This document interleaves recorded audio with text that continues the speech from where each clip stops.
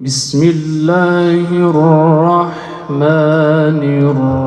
الرحيم هذا بصائر للناس وهدى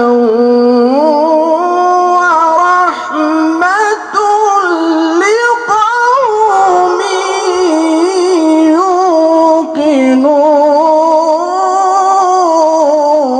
يوقنون أم حسب الذين اجترحوا السيئات أن نجعلهم كالذين آمنوا وعملوا الصالحات سواء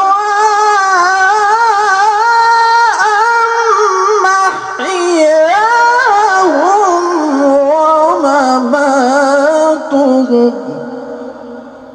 ساء ما يحكمون